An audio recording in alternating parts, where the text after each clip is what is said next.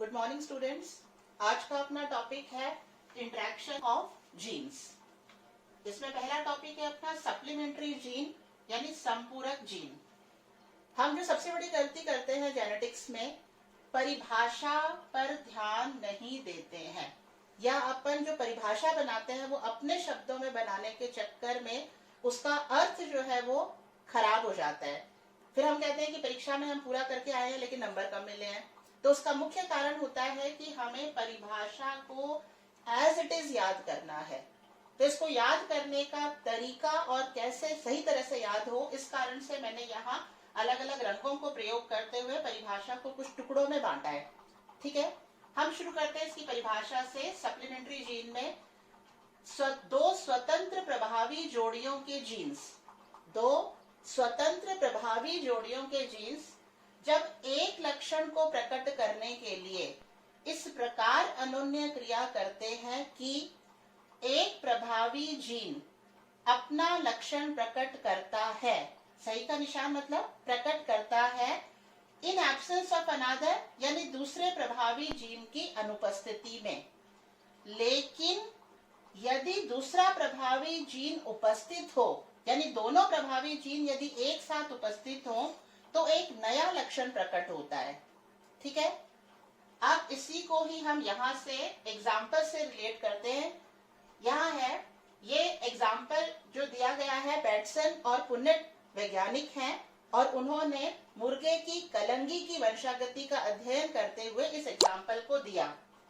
तो उस मुर्गे की कलंगी जो है ये पाया गया आर यानी रोज शेप की कलंगी, पी निर्धारित करता है पी शेप की कलंगी, और अगर दोनों उपस्थित होते हैं एक साथ तो मुर्गे की कलंगी होती है वॉलनट शेप की। यदि दोनों ही प्रभावी नहीं है तो मुर्गे की कलंगी होती है सिंगल शेप की। ठीक है, तो अब यहाँ पर एक लक्षण कौन सा है? मुर्गे की कलंगी। उस एक लक्षण को प्रकट करने के लिए दो स्वतंत्र प्रभावी जोड़ियों के जीन्स कौन से हैं? आर और पी। ठीक है, लक्षण हो गया मुर्गे की कलंगी। मुर्गे की कलंगी को नियंत्रित करने के लिए दो स्वतंत्र प्रभावी जोड़ियों के जीन्स हो गए आर और पी। ठीक है, अगर केवल आर उपस्थित है प्रभावी रूप में तो मुर्गे की कलंगी होगी रोज शेप की। केवल पी उपस्थित है प्रभावी में और आर अप्रभावी में है तो मुर्गे की कलंगी होगी पी शेप की। यानी एक डोमिनेंट जीन उपस्थित है, दूसरा की अनुपस्थिति में अपना लक्षण प्रकट करेगा। लेकिन यदि दोनों प्रभावी उपस्थित हैं तो एक नया लक्षण प्रकट होगा।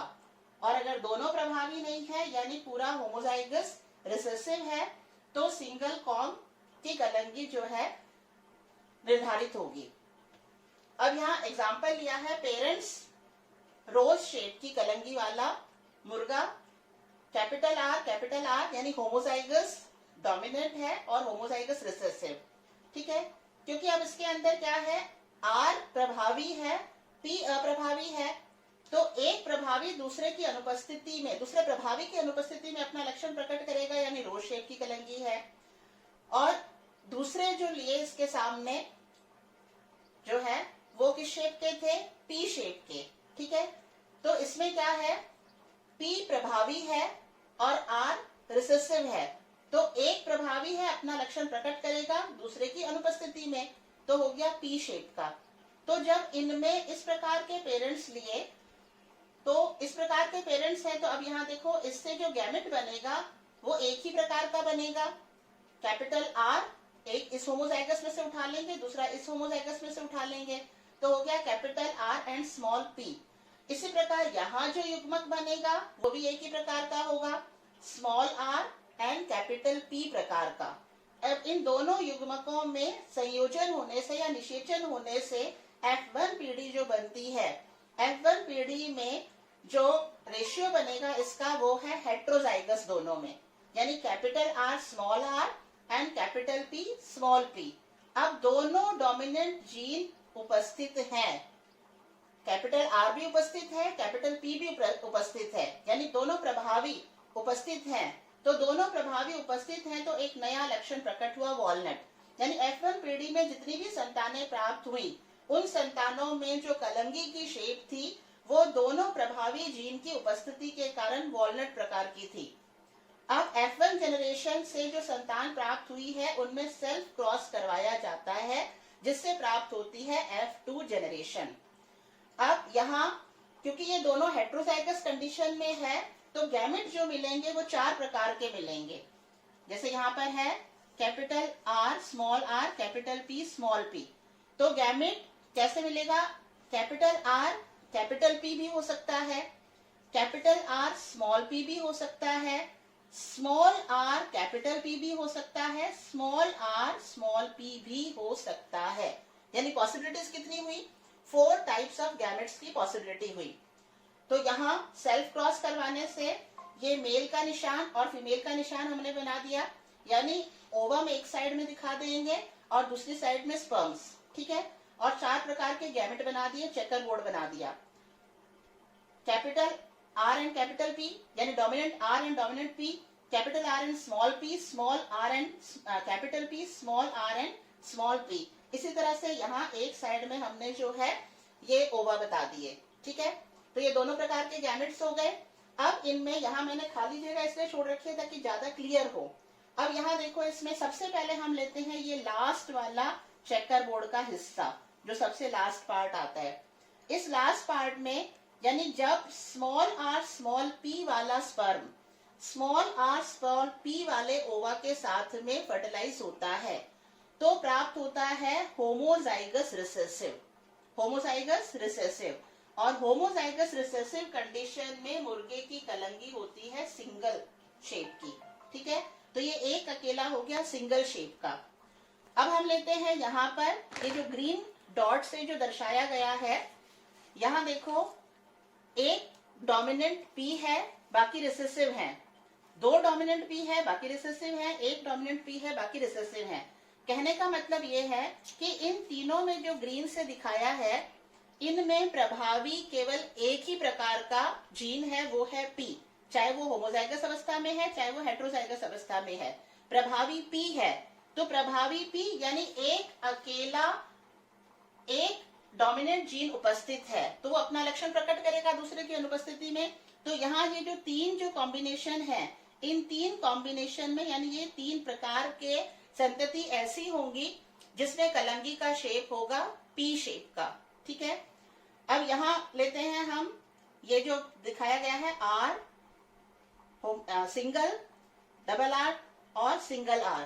तो ये बताने के लिए दिखाया है कि यहाँ ये वो कंडीशन है जिसमें केवल एक प्रभावी R है, इसमें 2 प्रभावी R हैं, इसमें 1 प्रभावी R है। तो कुल कहने का तात्पर्य यह है कि ये 3 कंडीशन ऐसी हैं जिनके अंदर केवल डोमिनेंट R उपस्थित है।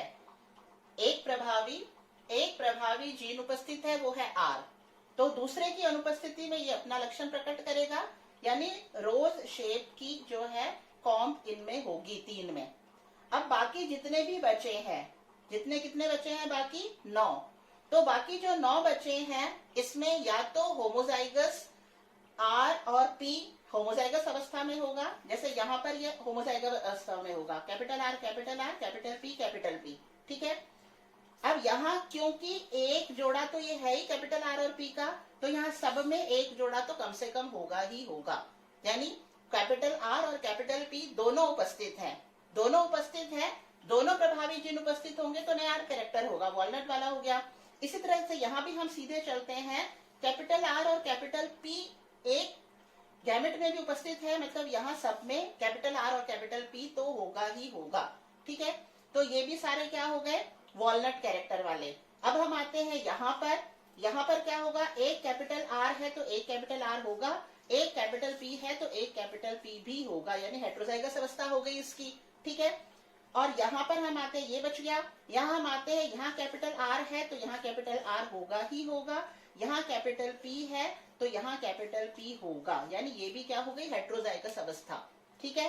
तो ये जो 9 है ये वो कंडीशन है जिसमें दोनों प्रभावी जीन या तो होमोजाइगस अवस्था में है या हेट्रोजाइगस अवस्था में है, लेकिन दोनों प्रभावी जीन उपस्थित हैं। और दोनों प्रभावी जीन जब एक साथ उपस्थित होते हैं तो नया लक्षण प्रकट होता है। यानी ये 9 ऐसे संततियां हैं जिसमें वॉलनट टाइप की कॉम होगी, 3 ऐसी हैं जिसमें रोज शेप का होगा, 3 ऐसे हैं जिसमें पी शेप की कलंगी होगी, और एकमात्र ऐसा है जो होमोजाइगस रिसेसिव होने के कारण जो है सिंगल शेप की कॉम होगी।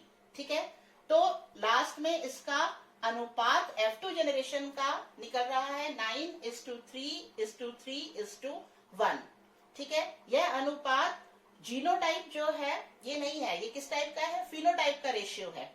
और इसमें जो है ये सप्लीमेंट्री जीन में जो F2 जनरेशन का अनुपात आता है वो है 9:3:3:1।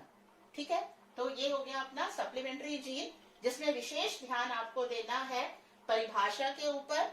एक एग्जाम्पल आप कोई भी अपने हिसाब से याद कर लें, जिसमें ये बेस्ट एग्जाम्पल मुझे लगा, और वैज्ञानिक का नाम हो गया, लक्षण कौन सा लिया है, प्रभावी जीन कौन से हैं, और इस तरह से आप ये सारा बनाएं। जब भी आप इसको दिखाते हैं तो यहाँ आप जरूर मेंशन करें कि पेरेंट्स लिखना है, जो आप गलतियां करते हो।